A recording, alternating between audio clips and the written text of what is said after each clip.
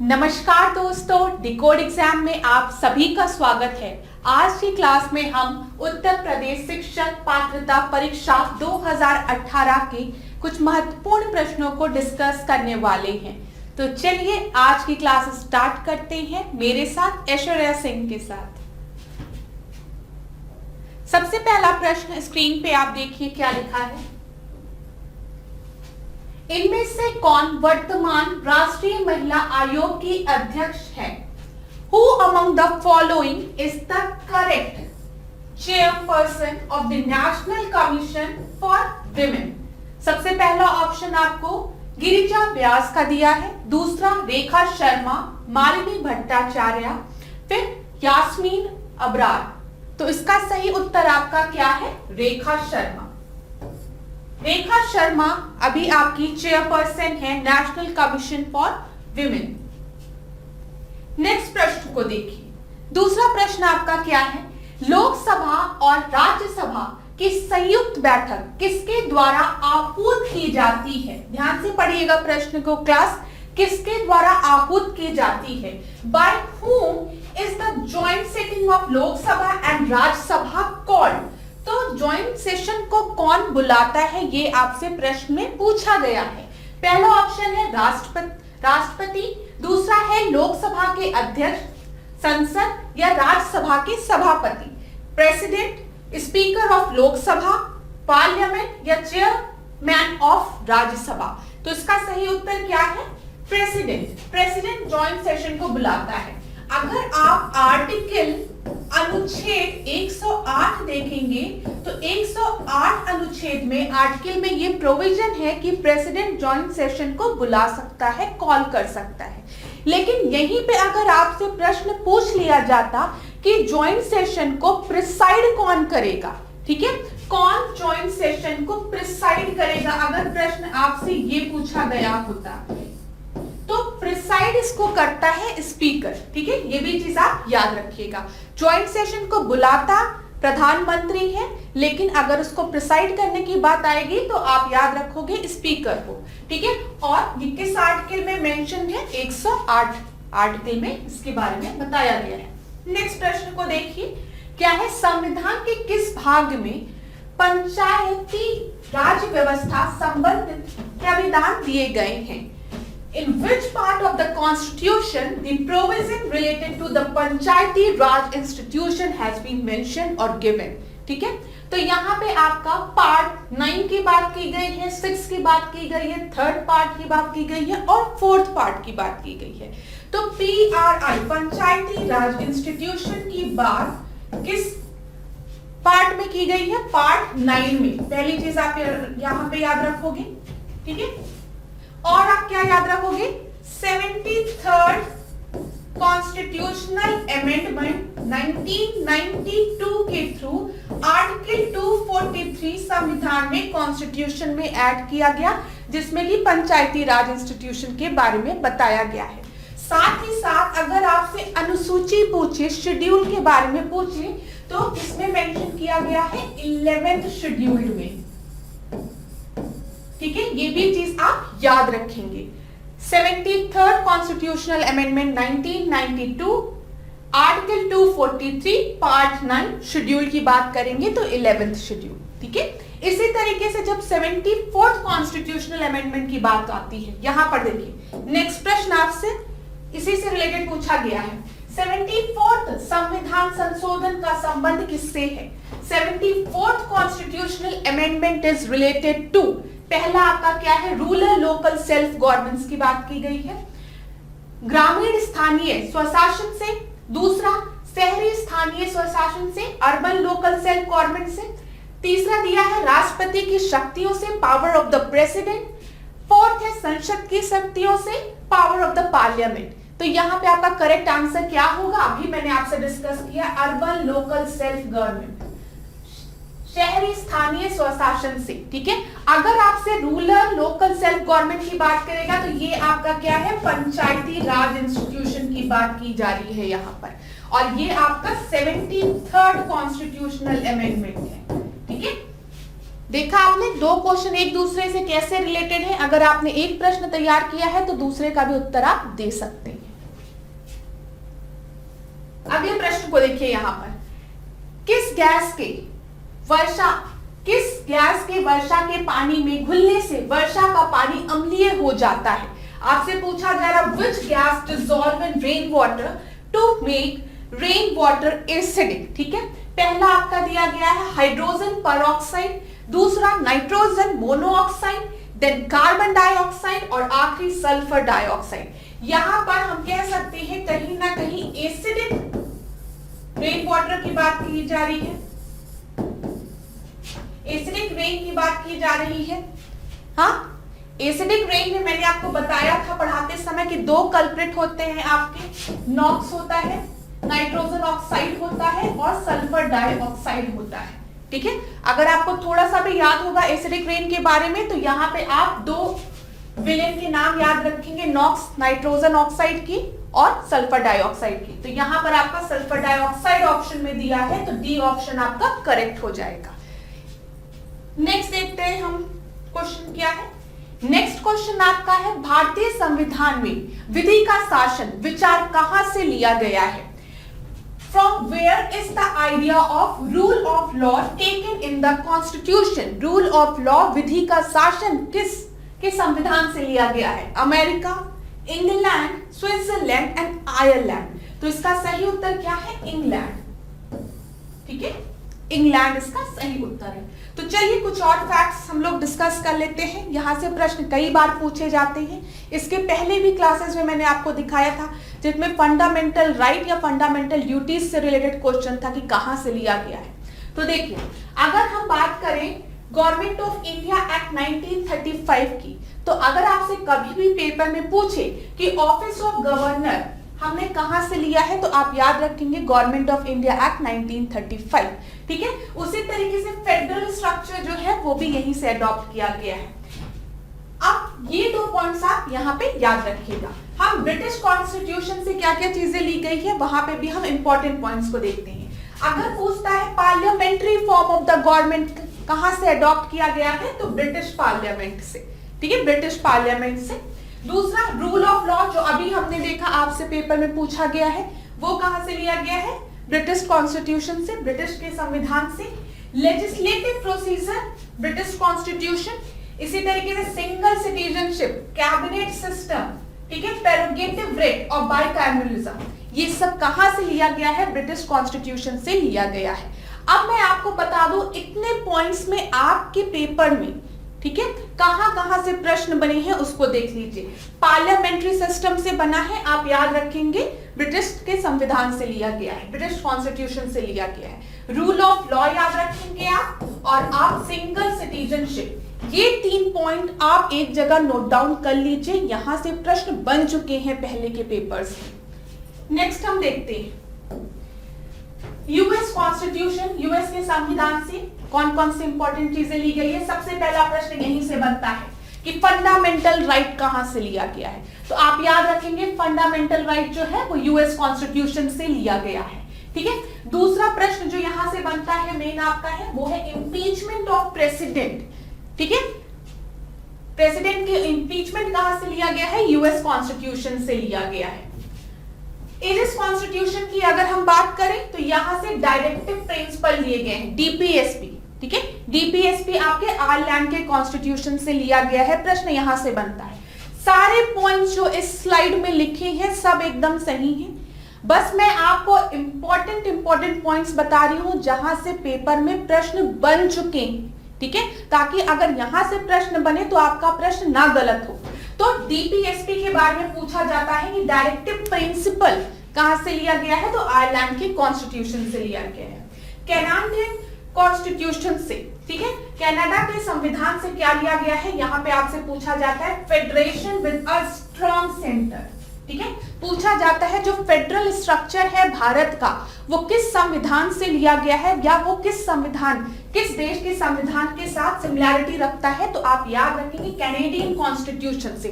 बच्चे क्वेश्चन गलत कर देते हैं यहाँ पर, ये याद रखिएगा संघीय व्यवस्था जो भारत में है, भारत में संघीय व्यवस्था है लेकिन जो सेंटर है वो आपका स्ट्रॉन्ग है। ठीक है, यूनियन आपका स्ट्रॉन्ग है, तो ये आपका federation with a strong centre, ये कहां से लिया गया है? कैनेडियन कॉन्स्टिट्यूशन से लिया गया है। और देखिए यहाँ पे जब ऑस्ट्रेलियन कॉन्स्टिट्यूशन की बात आती है तो डायरेक्ट क्वेश्चन पूछा जाता है कॉन्करेंट लिस्ट, तो ये आपका ऑस्ट्रेलियन कॉन्स्टिट्यूशन से। अगर आपको थोड़ा सा भी पता होगा तो 7th शेड्यूल्ड में, 7वीं अनुसूची में हम 3 लिस्ट की बात करते हैं। एक यूनियन लिस्ट की बात करते हैं, एक स्टेट लिस्ट की बात करते हैं और एक कॉन्करेंट लिस्ट की बात करते हैं और एक रेसिडरी की भी बात की जाती है वो, ठीक है। यूनियन लिस्ट में किसके पास शक्ति रहती है डिसीजन लेने की? संघ के पास रहती है, जो सेंटर है उसके पास रहती है। इसी तरीके से स्टेट लिस्ट में कौन डिसीजन लेता है? स्टेट लेता है, राज्य लेता है। कॉन्करेंट लिस्ट जो होती है उसमें राज्य और संघ एक साथ मिलकर डिसीजन लेते हैं। और रेसिडरी लिस्ट, जो इन 3 लिस्ट में अगर कोई ऐसा सब्जेक्ट है ना वो आपके यूनियन लिस्ट में है, ना वो आपके स्टेट लिस्ट में है, ना वो आपके कॉन्करेंट लिस्ट में है, वो आपके रेसिडरी लिस्ट में आता है। और इसमें किसके पास शक्ति रहती है? सेंटर के पास, संघ के पास शक्ति रहती है डिसीजन लेने की, ठीक है। थोड़ा सा मैं आपको एक्सप्लेन कर रही हूं, बहुत डीप में नहीं जा रहे हैं। तो 7th शेड्यूल याद रखिएगा। कॉन्करेंट लिस्ट पूछेगा तो आप क्या याद रखेंगे? ऑस्ट्रेलियन कॉन्स्टिट्यूशन से हमने इसको अडॉप्ट किया है, ठीक है। फिर जर्मनी की अगर हम बात करें तो यहां से क्वेश्चन पूछता है इमरजेंसी की। इमरजेंसी का प्रोविजन, ठीक है, आपातकाल का प्रोविजन हमने कहां से लिया है? जर्मनी से लिया है, ये याद रखिएगा। यूएसएसआर से क्या अडॉप्ट किया गया है? Fundamental duties. फंडामेंटल राइट कहां से था? यूएस कॉन्स्टिट्यूशन से। फंडामेंटल ड्यूटीज कहां से है आपका? यूएसएसआर। और डीपीएसपी कहां से था? आयरलैंड के कॉन्स्टिट्यूशन से। ये कुछ ऐसे क्वेश्चंस हैं जो कि आपको आने चाहिए, यहां से पेपर में हर साल प्रश्न पूछे ही जाते हैं, तो बिल्कुल भी गलत ना हो ये याद रखिएगा आप, ठीक है। फिर इसके बाद अगर हम फ्रेंच कॉन्स्टिट्यूशन से लें तो आपको पता है the idea of liberty, equality, fraternity जो है ये आपकी फ्रेंच कॉन्स्टिट्यूशन से लिया गया है, ठीक है। और साउथ अफ्रीकन कॉन्स्टिट्यूशन से अमेंडमेंट का procedure for the amendment of the constitution adopt किया गया है। तो यहाँ पे जो पॉइंट्स मैंने आपको हाईलाइट किए हैं उसको जरूर से जरूर याद रखिएगा। भले उन पॉइंट्स को भूल जाइए जिसको मैंने डिस्कस नहीं किया है, लेकिन सारे इंपॉर्टेंट पॉइंट्स है आपके पेपर के लिए। नेक्स्ट प्रश्न को देखिए क्या है। लोकसभा के चुनाव हेतु अधिसूचना कौन जारी करता है?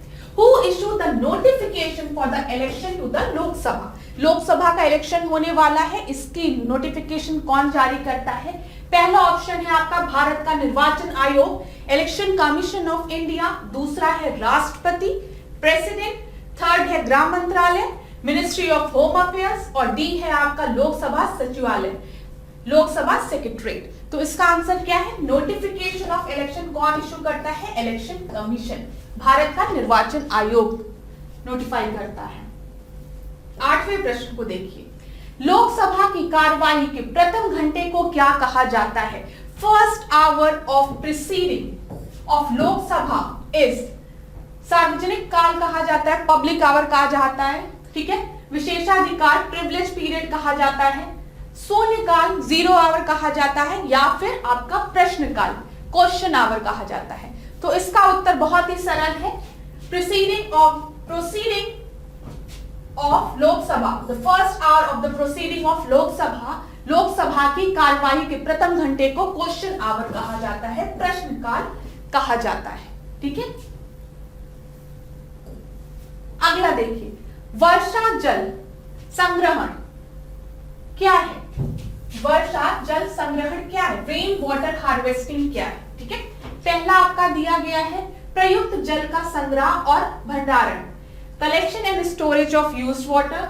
दूसरा आपका है वर्षा जल का जमाव और भंडारण, rain water harvesting and storage. तीसरा आपका है पानी का वितरण, डिस्ट्रीब्यूशन ऑफ वाटर। और चौथा आपका है उपयुक्त में से कोई भी नहीं, none of the above. Rain water harvesting, नाम से ही आपका क्लियर है, यहाँ पे rain water harvesting and storage की बात की जाती है, ठीक है। अब रेन वाटर क्या है? देखिए आपने अक्सर सुना होगा रेन वाटर हार्वेस्टिंग में क्या होता है, जो भी रेनफॉल हो रही है, जो भी रेनफॉल हो रही है उसके पानी को एक जगह कलेक्ट कर लिया जाता है, स्टोर कर लिया जाता है, और स्टोर करने के बाद इसी का यूज किया जाता है। अब आपने क्या किया, एक जगह एक टैंक में इन पानी को स्टोर कर लिया जो बारिश का पानी था, और फिर स्टोर करने के बाद पाइप के थ्रू आपने जगह जगह उसका कनेक्शन दिया और फिर आप उसको यूज कर रहे हैं। तो स्टोरेज एंड यूटिलाइजेशन की बात होती है रेन वाटर हार्वेस्टिंग में, और रेन वाटर है तो हम कौन सा पानी, बारिश के पानी को स्टोर करने की बात करते हैं। ठीक है, यहाँ पे देखिए वर्षा जल संग्रहण, ठीक है, तो वर्षा जल का जमाव और भंडारण, तो आप आराम से इस क्वेश्चन को कर सकते थे, बहुत इजी था। नेक्स्ट देखिए, नेक्स्ट आपका है भारतीय गेंडे कहाँ, भारतीय गैंडे कहाँ संरक्षित हैं। ठीक है, where is the Indian rhinoceros protected. ठीक है, राइनोसोरस की बात की गई है, तो पहला ऑप्शन आपका दिया गया है कॉर्बेट नेशनल पार्क, दूसरा है काजीरंगा नेशनल पार्क, तीसरा है बांदीपुर नेशनल पार्क और चौथा है गिर नेशनल पार्क। तो यहाँ पे इंडियन राइनोसोरस की बात हो रही है, तो मैं आपको बता दूं ये आपके काजीरंगा नेशनल पार्क में पाए जाते हैं, और काजीरंगा नेशनल पार्क आपका कहां पर है, असम में है। ठीक है, असम में है। अगर मैं आपसे पूछूं कॉर्बेट नेशनल पार्क कहां है, तो ये आपका उत्तराखंड में है, उत्तराखंड। ठीक है, फिर अगर आपसे मैं पूछूं बांदीपुर नेशनल पार्क कहां है, तो ये आपका कहां है, कर्नाटका में है, कर्नाटका में। ठीक है, और गिर नेशनल पार्क हमने पहले भी डिस्कस किया है, गिर नेशनल पार्क आपका कहां है, गुजरात में है।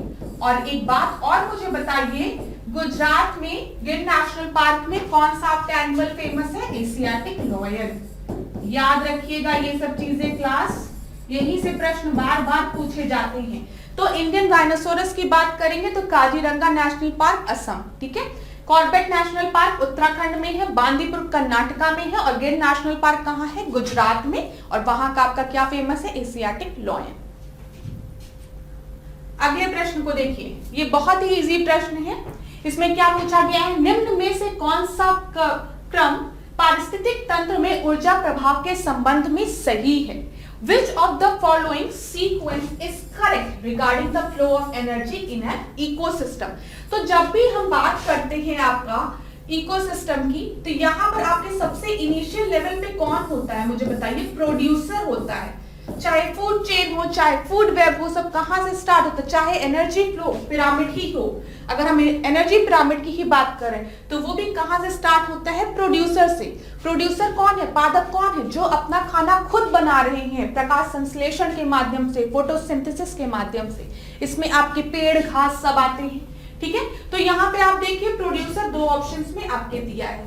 प्रोड्यूसर्स के बाद कौन आते हैं, कंज्यूमर्स आते हैं। ठीक है, उपभोक्ता आते हैं, जो क्या कर रहे हैं, प्रोड्यूसर को अपने खाने की तरह उपभोग कर रहे हैं, प्रोड्यूसर्स को खा रहे हैं, वो कंज्यूमर हो गए। ठीक है, तो कंज्यूमर्स अपना खाना खुद नहीं बना पाते हैं, ये प्रोड्यूसर्स पे डिपेंड होते हैं, और यही कंज्यूमर जब आपके मर जाते हैं, इनकी जो डेड बॉडी है डिके करती है, तो इन पे कौन रहते हैं, डीकंपोजर रहते हैं, जिसको कि हम क्या कहते हैं, अपघटक कहते हैं। ठीक है, तो यहाँ पे आपका सही आंसर क्या होगा, आपको उत्तर मिल गया होगा, प्रोड्यूसर, कंज्यूमर एंड डीकंपोजर। ठीक है, उत्पादक, ठीक है, फिर उसके बाद उपभोक्ता, तब अपघटक। दिखा आपको ये चीज। चलिए नेक्स्ट देखते हैं 12वें प्रश्न। 12वां प्रश्न है आपका, कौन सी ग्रीन हाउस गैस वातावरण में सबसे अधिक मात्रा में उपस्थित रहती है।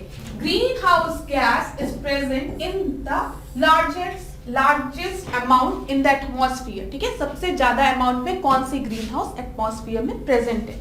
यहाँ के ऑप्शंस को देखिए, पहला प्रोपेन दिया है, देन इथेन दिया है, देन कार्बन डाइऑक्साइड, और लास्ट मीथेन दिया है। ठीक है, तो मैं आपको बता दूं इसका सही उत्तर है कार्बन डाइऑक्साइड।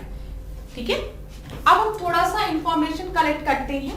अगर हम ग्रीन हाउस गैसेस की बात करते हैं तो आपको पता है green house gases global warming के लिए रिस्पॉन्सिबल होती हैं। ठीक है, ग्लोबल वार्मिंग की वजह से क्या हो रहा है, अर्थ का टेम्परेचर बहुत तेजी से बढ़ रहा है, और ग्लोबल वार्मिंग के लिए रिस्पॉन्सिबल जो ग्रीन हाउस गैसेस हैं उनके नाम जरा देख लीजिए आप। सबसे ज्यादा आपका अमाउंट में पाया जाता है वाटर वेपर। तो कभी अगर पेपर में जैसे यही प्रश्न आपका दिया रहता और यहीं पे मैं आपको एक ऑप्शन और दे देती ई और दे देती वाटर वेपर, वाटर वेपर दे देती यहां पर, और अब आपसे पूछती विच green house gas is present in the largest amount in atmosphere, सबसे ज्यादा अमाउंट में कौन प्रेजेंट है, तो आप डालोगे यहाँ पे वाटर वेपर। ठीक है, तब आप लिखोगे वाटर वेपर। वाटर वेपर नहीं दिया था, इस कारण हमने कार्बन डाइऑक्साइड पे टिक लगाया। ठीक है, तो सबसे ज्यादा अमाउंट में वाटर वेपर प्रेजेंट होता है, then carbon dioxide, then methane, nitrous oxide, ozone, chlorofluorocarbon, hydrofluorocarbon and perfluorocarbon. ठीक है, अब क्लास एक चीज और मैं आपको बताऊंगी, इस ओजोन को देखकर आप लोग स्ट्रेटोस्फीयर वाले ओजोन से मत कंफ्यूज होइएगा। मैंने जब आपको लेयर ऑफ एटमॉस्फेयर पढ़ाया था तो वहां पे मैंने आपको बताया था ट्रोपोस्फियर,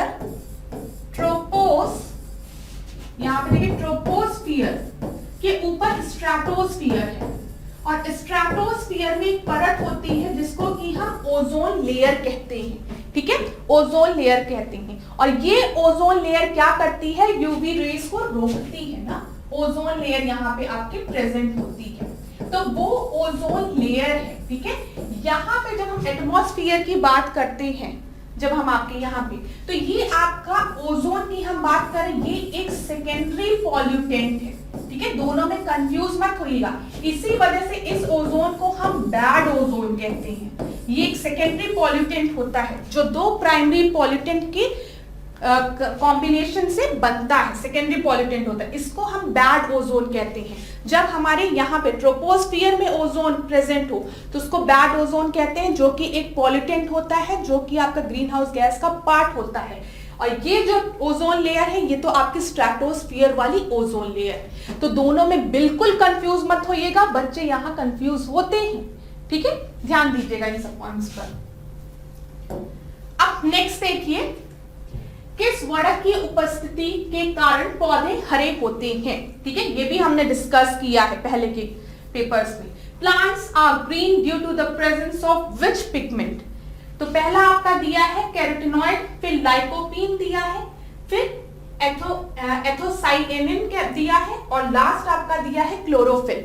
तो मैंने आपको बताया था ये जो क्लोरोफिल होता है ये आपके ग्रीन पिगमेंट के लिए रिस्पॉन्सिबल होता है। ठीक है, और इसी के कारण आपका फोटोसिंथेसिस प्रोसेस भी होता है, प्रकाश संश्लेषण प्रोसेस भी होता है। तो याद रखिएगा क्लोरोफिल।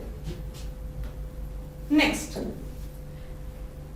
मानवीय गतिविधियां, ह्यूमन एक्टिविटीज की बात की गई है जो पृथ्वी पर जलवायु परिवर्तन, क्लाइमेट चेंज के लिए जिम्मेदार हैं। Human activities which are responsible for the climate change on earth. पहला आपका दिया है वनों को जलाना, बर्निंग ऑफ द फॉरेस्ट। दूसरा कृषि क्रियाकलाप, एग्रीकल्चरल एक्टिविटीज। तीसरा आपका है एरोसोल कैन का उपयोग, यूज ऑफ एरोसोल कैन। और थर्ड मतलब आखिरी आपका है उपयुक्त सभी, ऑल ऑफ द अबव। अब मैं आपको बताऊं इन सारी एक्टिविटीज के कारण आपकी जो क्लाइमेट चेंज है वो हो रहा है। ठीक है, वनों की कटाई के वजह से भी टेम्परेचर जो है आपका बढ़ रहा है, एग्रीकल्चर एक्टिविटीज के वजह से भी, और यूज ऑफ एरोसोल कैन के वजह से भी। तो तीनों आपका सही है, इसी वजह से ऑप्शन आपका डी हो जाएगा, ऑल ऑफ द अबव। अब देखिए इस प्रश्न को। ठीक है, यूरोफोबिसी फैमिली की कौन सी फसल बायोडीजल, बायोडीजल क्रॉप की बात की गई है, यहां पे इस टर्म को देखिएगा, बायोडीजल प्रोड्यूसेस बायोडीजल, बायोडीजल उत्पन्न करने के लिए जानी जाती है। तो पहला ऑप्शन आपका जेट्रोफा दिया है, दूसरा ऑप्शन आपका कैंडल नट ट्री दिया है, थर्ड आपका कॉपर लीफ दिया है, फिर आपका स्परगंधा दिया है। ठीक है, अब यहाँ पे बायोडीजल क्रॉप की बात है, अगर आपको थोड़ा सा भी पता होगा तो बायोडीजल क्रॉप जेट्रोफा जो है वो आपका बायोडीजल क्रॉप है। ठीक है, तो यहाँ पे क्या है, ए आपका सही ऑप्शन है। प्रश्न थोड़ा बड़ा है लेकिन घबराइएगा नहीं, प्रश्न को आराम से पढ़िएगा क्योंकि ये एक बहुत ही आसान प्रश्न है। यहां पर देखिए, जड़ी बूटियों की रानी, भारत की सबसे पवित्र जड़ी बूटी,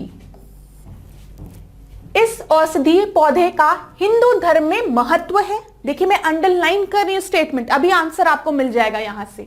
और इसका वानस्पतिक नाम ऑसीमम सेक्टम है।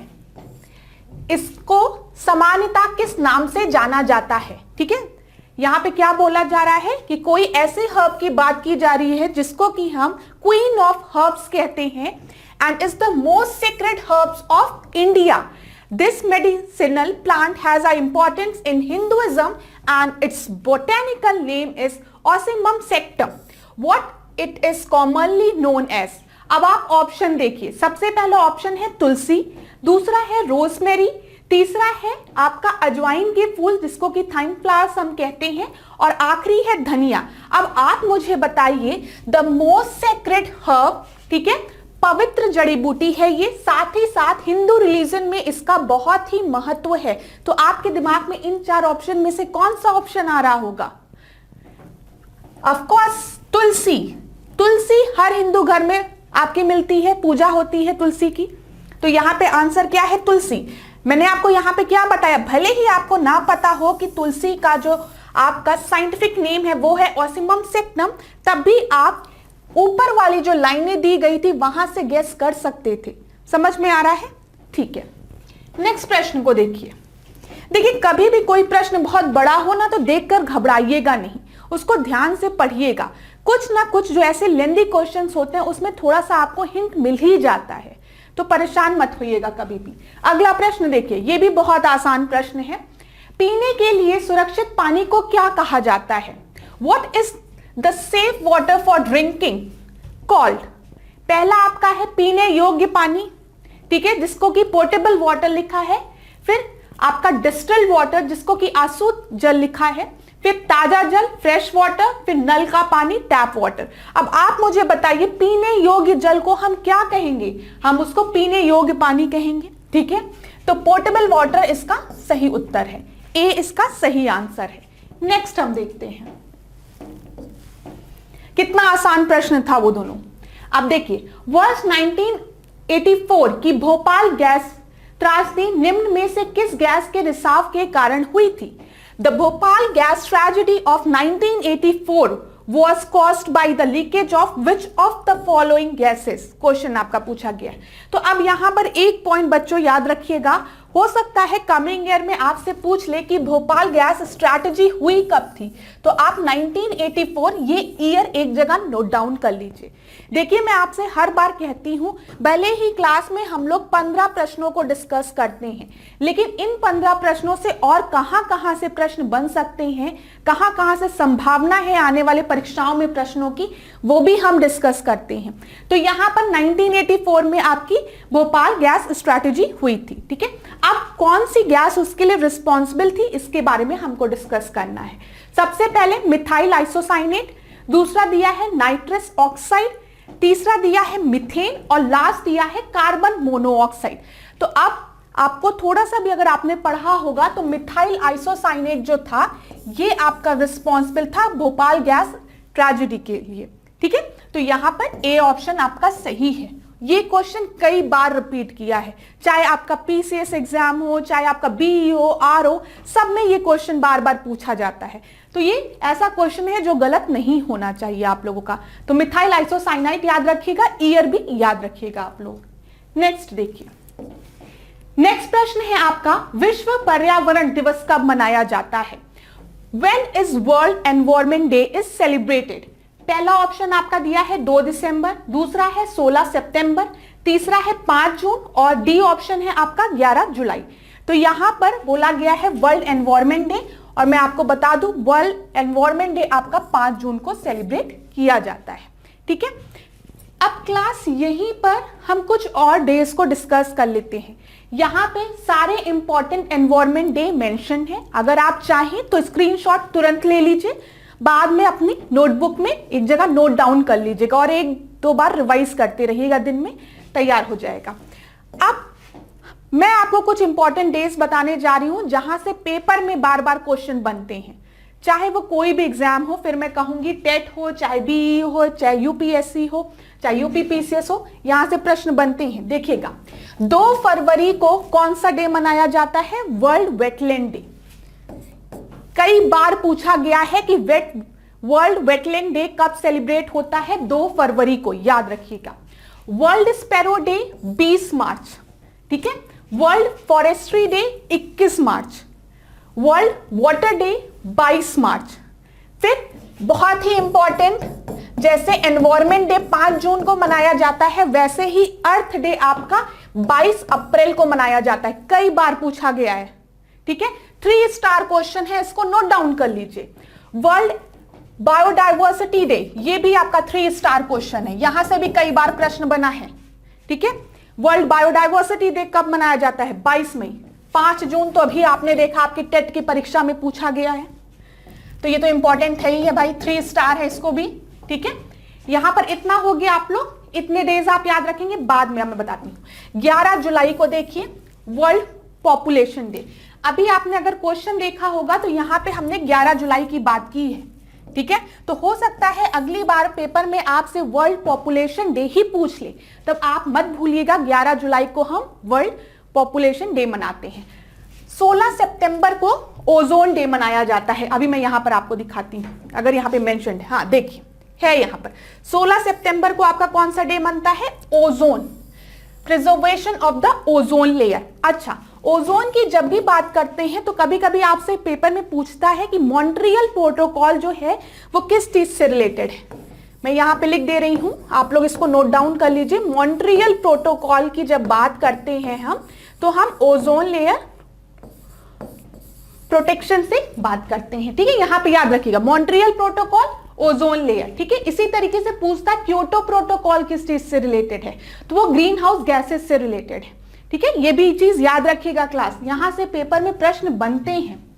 तो यहां पे मैंने आपको 11 जुलाई बताया, 11 जुलाई world population day, note down कर लीजिए। 29 जुलाई इंटरनेशनल टाइगर डे, ठीक है। इसके बाद ये 16 सितंबर वाला बहुत इंपॉर्टेंट है, स्टार लगाइए। 16 सितंबर को हम ozone, preservation of ozone layer day मनाते हैं, ठीक है।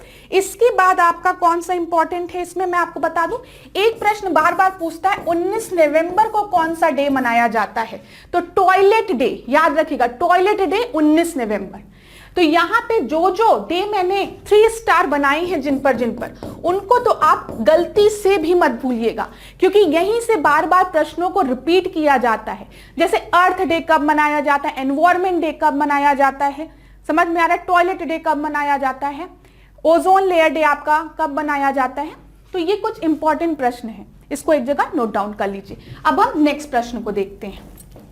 नेक्स्ट देखिए class, MS Swaminathan MS Swaminathan एक, ठीक है। पहला ऑप्शन दिया है जर्नलिस्ट थे, मतलब पत्रकार थे वो, या फिर कृषि वैज्ञानिक थे, एग्रीकल्चरल साइंटिस्ट थे, या पारिस्थितिक वैज्ञानिक थे, इकोलॉजिस्ट साइंटिस्ट थे, या पक्षी वैज्ञानिक थे, ऑर्निथोलॉजिस्ट थे, ठीक है। क्या थे आपके MS स्वामीनाथन? तो मैं आपको बता दूं MS स्वामीनाथन आपके एग्रीकल्चरल साइंटिस्ट थे, ठीक है, कृषि वैज्ञानिक थे ये। अच्छा, अगर MS स्वामीनाथन के बारे में आपने सुना होगा तो कभी कभी प्रश्न पूछता है फादर ऑफ, ध्यान से सुनिएगा क्लास, फादर ऑफ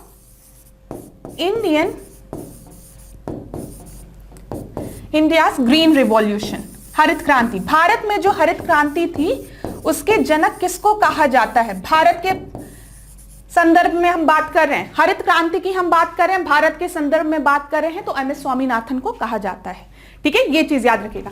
लेकिन यहीं पे अगर आपका खाली पूछ ले हरित क्रांति के जनक, ठीक है, ग्रीन रिवॉल्यूशन के जनक वर्ल्ड में कौन है, तो आप याद रखेंगे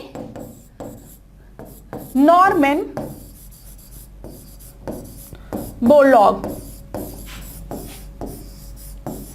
ठीक है, इनका नाम आप याद रखेंगे। फिर मैं एक बार रिपीट कर देती हूं, अगर पेपर में आपसे प्रश्न पूछता है father of green revolution in India, India के कंटेक्स्ट में, तब MS स्वामीनाथन का नाम आप टिक लगाएंगे। अगर आपसे प्रश्न में खाली पूछता है फादर ऑफ ग्रीन रिवॉल्यूशन और नॉर्मन बोरलॉग का नाम दिया होगा तो इनका नाम लगाएंगे आप, ठीक है। एक बार PCS में यहीं से प्रश्न पूछ लिया था कि इनको नोबेल प्राइज किस फील्ड में मिला है। नॉर्मन बोरलॉग को नोबेल प्राइज किस फील्ड में मिला है, तो मैं आपको बता दूं पीस में, ठीक है, पीस में। तो कई बच्चों ने गलत कर दिया था, तो इतने फैक्ट्स आप यहां पे याद रखेंगे। अच्छा, एक फैक्ट मैं यहां पर आपको और बताऊंगी, वो क्या है, जल्दी से लिखिए। वर्गीसी कुरियन का नाम आप याद रखेंगे, कुरियन का, वर्गीसी कुरियन का नाम आप याद रखेंगे। ये कौन है? He is regarded as a father of white revolution in India, ठीक है।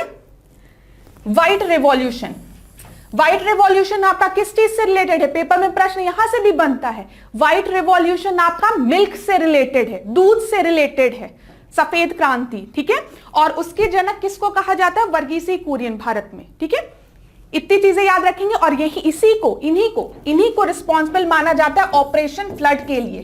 तो पेपर में क्वेश्चन कहीं से भी बन सकता है, पूछ सकता है ऑपरेशन फ्लड किस चीज से रिलेटेड है, ऑपरेशन फ्लड किस चीज से रिलेटेड है। तो आप याद रखेंगे ऑपरेशन फ्लड जो है वो मिल्क प्रोडक्शन से रिलेटेड है। व्हाइट रिवॉल्यूशन किस चीज से रिलेटेड है? मिल्क से, दूध से रिलेटेड है। And who is regarded as a father of white revolution? तो वर्गीसी कुरियन, ठीक है। इसी तरीके से नॉर्मन बोरलॉग और आप एम एस स्वामीनाथन को ग्रीन रिवॉल्यूशन से याद रखेंगे। देखिए, हमने एक प्रश्न में कितने प्रश्नों को बना लिया, और पूरी संभावना है कि आने वाले वर्ष में यहां से प्रश्न जरूर बनेंगे, तो नोट डाउन कर लीजिए आप लोग। नेक्स्ट प्रश्न को देखिए, wild life institute of India, ठीक है। Wild life institute of India कहां स्थित है? लोकेशन पूछा है उसकी। पहला ऑप्शन आपको न्यू दिल्ली दिया है, फिर कोयम्बटूर दिया है, फिर अहमदाबाद दिया है, एंड लास्ट ऑप्शन आपको देहरादून दिया है। और लास्ट ऑप्शन ही आपका सही है, देहरादून में आपका wild life institute of India located है। नेक्स्ट प्रश्न को देखिए, प्रकाश संश्लेषण के दौरान हरे पौधे निम्न में से किसे सोख लेते हैं? ठीक है, during photosynthesis green plants absorb which of the following. ठीक है, हम फोटोसिंथेसिस की बात कर रहे हैं, तो आपको पता है जब फोटोसिंथेसिस होता है तो प्लांट्स क्या लेते हैं, बताओ, प्लांट्स क्या एब्जॉर्ब करते हैं? CO2, कार्बन डाइऑक्साइड को एब्जॉर्ब करते हैं, और क्या आपका देते हैं? एटमॉस्फेयर को ऑक्सीजन देते हैं, ये पता है ना। और जब हम रेस्पिरेशन करते हैं तो हम क्या इनहेल करते हैं? हम ऑक्सीजन इनहेल करते हैं। जब हम श्वास लेते हैं तो हम ऑक्सीजन लेते हैं, और हम क्या छोड़ते हैं, क्या एक्सेल करते हैं? Carbon dioxide. और प्लांट्स इसका रिवर्स करते हैं फोटोसिंथेसिस प्रोसेस में। बहुत ही इजी प्रश्न था ये, तो ये कार्बन डाइऑक्साइड आपका सही हो गया। नेक्स्ट प्रश्न देखिए, अपशिष्ट उत्पादों को खाने वाले जीवों को क्या कहा जाता है? Organism that eat waste products are, पहला आपका दिया है डेड ईटर, ठीक है, जिसको कि मृतक भक्षी बोला गया है। फिर कार्निवोर, मांस भक्षी बोला गया है। फिर हर्बीवोरस, शाक भक्षी बोला गया है। फिर आपका बोला है एल्केमिस्ट, रसायन भक्षी। ठीक है, अब देखिए आप यहां पर कार्निवोरस कौन होते हैं? जो मांस खाते हैं, आपको नाम से भी क्लियर हो रहा होगा, मांस भक्षी। ठीक है, ये आपके कौन है? ये आपके जो मांस खाते हैं। ठीक है, शाक भक्षी कौन है? शाक भक्षी हर्बीवोरस, जो पेड़ पौधे खाते हैं। डेड ईटर कौन है? मृतक भक्षी कौन है? ये आपके डीकंपोजर हैं। ठीक है, इनको हम क्या कहते हैं? डीकंपोजर कहते हैं। जो आपके dead plant, dead organic matter या डेड एनिमल की बॉडी, किसी पे भी जो डेड ऑर्गेनिक मैटर पे डिपेंड करते हैं, उनके डीकंपोजिशन में मदद करते हैं, वो मेनली आपके डेड ईटर कहलाते हैं, जिनको कि हम डीकंपोजर भी कहते हैं। और रसायन भक्षी कौन है? एल्केमिस्ट कौन है? जो रसायन खाते हैं। ठीक है, अब यहां पर आप देखिए, हाँ यहां पर आप देखिए जरा ध्यान से, फूड चेन में हम कहां से स्टार्ट करते हैं? प्रोड्यूसर से। प्रोड्यूसर में मेनली आपके पादप आते हैं, ठीक है, जो अपना खाना खुद प्रोड्यूस करते हैं। उत्पादक, जिनको कि हम क्या बोलते हैं? उत्पादक। ठीक है, ये अपना भोजन स्वयं बनाते हैं। इसमें मेनली ग्रीन प्लांट्स आते हैं, ग्रासेस आती हैं, जो फोटोसिंथेसिस के थ्रू, प्रकाश संश्लेषण के थ्रू अपना भोजन तैयार करते हैं। इतनी चीजें समझ में आ गई आपको? ठीक है, फिर इसके बाद कौन होता है? प्राइमरी कंज्यूमर, जैसे कि आपको दिख रहा है ग्रास होपर। ठीक है, ये आपके किस पे डिपेंड होते हैं? प्रोड्यूसर पे डिपेंड करते हैं। ये प्रोड्यूसर को अपने भोजन की तरह लेते हैं। उसके बाद कौन होता है? Secondary consumer. सेकेंडरी कंज्यूमर कौन है? हम उपभोक्ता की बात करें, कंज्यूमर की बात करें तो उपभोक्ता की। तो अब सेकेंडरी कंज्यूमर वो कंज्यूमर होते हैं जो प्राइमरी कंज्यूमर को अपने फूड की तरह खाते हैं, इसी वजह से हम उनको सेकेंडरी कंज्यूमर कहते हैं या उपभोक्ता कहते हैं। टर्शरी जो सेकेंडरी कंज्यूमर को खाते हैं, और फाइनल कंज्यूमर जो होते हैं वो आपके जो टर्शरी कंज्यूमर को खाते हैं। और लास्ट में जो आपके फाइनल कंज्यूमर जो मेनली आपके कार्निवोरस होते हैं, जो मांसाहारी होते हैं, जब वो मर जाते हैं तो उनकी बॉडी डिकम्पोज होती है, और वो उनको डिकम्पोज कौन करता है? डिकम्पोजर करते हैं, ठीक है, जिसको कि अपघटक भी हम कहते हैं। यहां पे आपका प्रश्न जो था वो आपका प्रश्न था dead eater, decomposer eat waste product are called dead eaters, ठीक है, इतना ध्यान में रखिएगा। चलिए नेक्स्ट प्रश्न को देखिए। लिखा है तप्त भूमजल से किस प्रकार की ऊर्जा प्राप्त होती है? Which type of energy is obtained from the heated ground water? ठीक है, अब यहां पर पहला आपका दिया गया है जल विद्युत ऊर्जा, हाइड्रो इलेक्ट्रिक एनर्जी, फिर सौर ऊर्जा, ठीक है, फिर जियोथर्मल एनर्जी जिसको कि हम भूतापीय ऊर्जा कह रहे हैं, फिर नाभिकीय ऊर्जा। अब क्लास थोड़ा सा भी अगर आपने क्वेश्चन को ध्यान से पढ़ा है तो आप आसानी से उत्तर दे सकते हैं। यहां पर क्या लिखा है? Energy obtain from the heated ground water.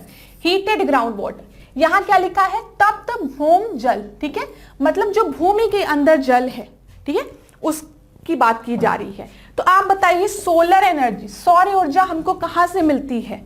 सन से मिलती है, सन से मिलती है, ठीक है। न्यूक्लियर एनर्जी हमको कहां से मिलता है? न्यूक्लियर एनर्जी की हम बात कर रहे हैं तो ये आपके ये एक एटॉमिक प्रोसेस है, हम कह सकते हैं। रेडियो एक्टिव, या तो आप यहां पे लिखिए ये रेडियो एक्टिव एलिमेंट से मिलती है, देखिए रेडियो एक्टिव एलिमेंट से मिलती है, तो ये भी ऑप्शन आपका नहीं होगा। अब बच्चा जल विद्युत ऊर्जा, हाइड्रो इलेक्ट्रिक एनर्जी, ये हमको कहां से मिलता है? वाटर रिजर्वॉयर से, जैसे डैम बनाया जाता है आपका, ठीक है, तो ये वाटर से मिलती है। अब यहां पे बात किया गया भौम जल, ठीक है, जियो ये बोला गया है ग्राउंड वाटर, तो ग्राउंड वाटर में आपका आता है जियोथर्मल एनर्जी, सी ऑप्शन सही है। भूतापीय, भू जियो मतलब भूमि से रिलेटेड है ये आपका, तो यहां पे ग्राउंड वाटर आपका आएगा। समझ में आया इतनी चीजें? चलिए ये आपको समझ में आ गया। सबसे पहले कौन होते हैं आपके? पादप होते हैं, प्रोड्यूसर्स होते हैं जो कि अपना भोजन खुद बनाते हैं। फिर उसके बाद आपके कंज्यूमर्स होते हैं, ठीक है, उपभोक्ता, ये उत्पादक होते हैं, वो उपभोक्ता होते हैं। उपभोक्ता भी आपके प्राइमरी कंज्यूमर, सेकेंडरी, टर्शरी और फाइनल कंज्यूमर होते हैं, जिसमें आपके हर्बीवोरस होते हैं, ओमनीवोरस होते हैं, और आपके कौन होते हैं? कार्निवोरस होते हैं। फिर आपका डिकम्पोजर होते हैं जो इनकी बॉडी सड़ाते हैं, डिकम्पोज करते हैं। चलिए नेक्स्ट प्रश्न को देखिए। 16 घास स्थल कहां पाए जाते हैं? Where are the 16 grasslands sites are found, ठीक है, 16 ग्रास की बात की गई है, ये कहां पर आपको मिलते हैं? तो पहला ऑप्शन आपका दिया है वेस्टर्न घाट, दूसरा दिया है ईस्टर्न, थर्ड दिया है हिमालयन, और फिर उसके बाद क्या दिया है आपका? आखिरी जो है वो विंध्याचल रीजन की बात की है। तो जो 16 ग्रासेस हैं ये आपके वेस्टर्न घाट में पाए जाते हैं, ए ऑप्शन आपका सही है। देखिए वेस्टर्न घाट से कई तरीके के प्रश्न आते हैं, तो थोड़ा सा वेस्टर्न घाट के बारे में आप लोग पढ़ भी लीजिएगा, ठीक है। नेक्स्ट देखिए, ठीक है, 26वां प्रश्न देखिए। भारत में पेलिकन पक्षी का प्रजनन कहां प्रजनन करते हैं? यहां पूछा गया है पेलिकन पक्षी जो है वो कहां प्रजनन करते हैं, पेलिकन बर्ड्स जो है वो कहां ब्रीडिंग करती है भारत में? पहला ऑप्शन आपको दिया है नेलापट्टू, ठीक है, फिर आपका दिया है कोनथनकुलम, ठीक है, कोनथनकुलम, फिर आपका दिया है कोकाकरी बेलूर, फिर आखिरी ऑप्शन दिया है आपका ऑल ऑफ द अबव। तो मैं आपको बता दूं ये जो पेलिकन पक्षी है ना, ये इन तीनों जगह पे इनकी ब्रीडिंग होती है, इनका प्रजनन होता है, तो आंसर यहां पर आपका हो जाएगा ऑल ऑफ द अबव, ठीक है। नेक्स्ट प्रश्न को देखते हैं, 27वें प्रश्न को देखिए, इसमें क्या लिखा है? मीना माता रोग ऐसी मछली खाने से होता है जिसमें अधिक मात्रा में पाया जाता है। ठीक है, मीना माता disease is caused by eating such a fish in which it is found in large quantity। अब पूछा जा रहा है क्या आपके लार्ज क्वांटिटी में पाया जाता है। पहला ऑप्शन आपका दिया है आर्सेनिक, दूसरा दिया है पारा, ठीक है, फिर कैडमियम और फिर ऑल ऑफ द एबव। अच्छा, पारा को ही हम ना मरकरी कहते हैं। अगर इंग्लिश में लिखना है तो आप लोग मरकरी यहां पे लिख लीजिए, आपको ज्यादा अच्छे से समझ में आएगा। मरकरी लिख लीजिएगा क्लास यहां पर। तो मीना माता जो डिजीज है वो आपके किसके वजह से होती है? मरकरी के वजह से होती है, पारा की वजह से होती है। तो यहां पे लिखिए मीना माता डिजीज जो है वो किसके प्रेजेंस के कारण होती है? ये आपका मरकरी के प्रेजेंस के कारण होती है। ठीक है, ऐसे ही आपका इकाई इटाई एक रोग होता है, इसको भी यहीं पे साइड में नोट बना के लिख लीजिए, ये भी बहुत इंपॉर्टेंट है। जैसे मीना माता पूछा गया है डिजीज, वैसे इटाई इटाई रोग भी पूछा जाता है। ये किसके कारण होता है? तो याद रखिएगा ये किसके कारण होता है? ये आपका कैडमियम के कारण होता है, कैडमियम के कारण। क्लास इसको लिखिए, बहुत ही इंपॉर्टेंट चीज है, यहां से प्रश्न हमेशा बनता है। मैं फिर कहूंगी यहां से तो आपके पीसीएस में भी प्रश्न बनता है, आरओ में भी प्रश्न बनता है। ठीक है, तो यहां पे पूरी संभावना है कि टेट में भी यहां से प्रश्न बने। इसी के साथ आप लिखिए, टाई टाई के साथ आप लिखिए blue baby syndrome. Blue baby syndrome, blue baby syndrome, इसके बारे में लिखिए आप। ब्लू बेबी सिंड्रोम के बारे में। ब्लू बेबी सिंड्रोम किसकी वजह से होता है? नाइट्रेट के वजह से होता है, नाइट्रेट के वजह से। और इसी को हम क्या कहते हैं?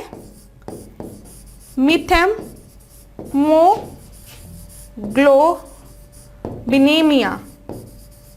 ठीक है, देखिए METHEMOGLOBI, दिस इज BINEMIA, मिथेमोग्लोबिनेमिया। ठीक है, तो ये ब्लू बेबी सिंड्रोम को किसकी वजह से होता है? नाइट्रेट की वजह से होता है। कैडमियम किसकी वजह से होता है? कैडमियम की वजह से क्या होता है? Itai itai. ठीक है, मीना माता मरकरी की वजह से, ब्लू बेबी सिंड्रोम नाइट्रेट की वजह से, और जिसको कि हम मिथेमोग्लोबिनिया भी कहते हैं। इतनी चीजें आप लोग याद रखिएगा। इतनी चीजें कंफर्म हो गई, यहां से प्रश्न बनेगा। अगला देखते हैं हम। अगला देखिए, ओजोन परत का अधिकतम ह्रास निम्न में से किस पर हुआ है? ठीक है, on which of the following has the maximum depletion of the ozone layer occurred? प्रश्न ये है। ठीक है, ओजोन डिप्लीशन सबसे ज्यादा कहां पर दिखता है? पहला आपका दिया है उत्तरी ध्रुव, ठीक है, नॉर्थ पोल, फिर दिया है दक्षिणी ध्रुव जिसको कि साउथ पोल कहते हैं, फिर भूमध्य रेखा जिसको कि हम इक्वेटर कहते हैं, और लास्ट है नन ऑफ द एबव। तो मैं आपको बता दूं साउथ पोल में, साउथ पोल में अंटार्कटिका रीजन में आपका डिप्लीशन ऑफ ओजोन लेयर सबसे ज्यादा अकर्ड है। ठीक है, ये चीज याद रखिएगा आप लोग, साउथ पोल में। 29वां प्रश्न देखिए क्या पूछा गया है। इनमें से कौन भारत का प्रथम मुख्य न्यायाधीश था? ठीक है, तो Who among these was the first Chief Justice of India? पहला ऑप्शन आपका दिया है एम पतंजलि शास्त्री, दूसरा दिया है मेहर चंद्र महाजन, ठीक है, फिर तीसरा आपका दिया है हीरा लाल जे कानिया, फिर आखिरी दिया है SR दास। तो first chief justice of India जो थे वो आपके कौन थे? हीरा लाल जे कानिया। सी इज द राइट आंसर, सी जो है वो राइट आंसर है। ठीक है आपका। चलिए नेक्स्ट प्रश्न को देखिए। अच्छा, यहीं पे अगर आपसे कभी प्रश्न पूछे कि सुप्रीम कोर्ट का गठन किस एक्ट के थ्रू हुआ था, तो यहां पे आप याद रखिएगा रेगुलेटिंग एक्ट 1773। ठीक है, यहां से भी प्रश्न बनता है। रेगुलेटिंग एक्ट 1773 से सुप्रीम कोर्ट का गठन हुआ था। नेक्स्ट देखिए, red data book is related to, जो रेड डेटा बुक है वो किस चीज से रिलेटेड है? नदियों में प्रदूषण घटता, भूगर्भ जल स्तर, decreasing ground water level, third है विलुप्त विलुप्ति के करीब जीव, ऑर्गेनिज्म नियरिंग एक्सटेंशन, और लास्ट है वायु प्रदूषण, जिसको कि एयर पॉल्यूशन भी कहते हैं। तो रेड डेटा बुक के बारे में अगर हम बात करें तो ये किस चीज से रिलेटेड है? विलुप्ति के करीब जीवों से रिलेटेड, ऑर्गेनिज्म नियरिंग एक्सटेंशन, ठीक है। और ये आपका रिलीज कौन करता है? IUCN, ठीक है, IUCN। अगली बार प्रश्न हो सकता है ये आपसे पूछ ले, रेड डेटा बुक रिलीज कौन करता है, तो आप याद रखेंगे IUCN। तो आज के क्लास में हमने 15 प्रश्नों को देखा और आपने देखा 15 प्रश्नों से रिलेटेड जो इंपॉर्टेंट फैक्ट्स थे वो भी हमने डिस्कस किया। तो हम नेक्स्ट क्लास में मिलते हैं। Thank you so much class. इसी तरीके से डिकोड एग्जाम के साथ बने रहिए। Thank you so much.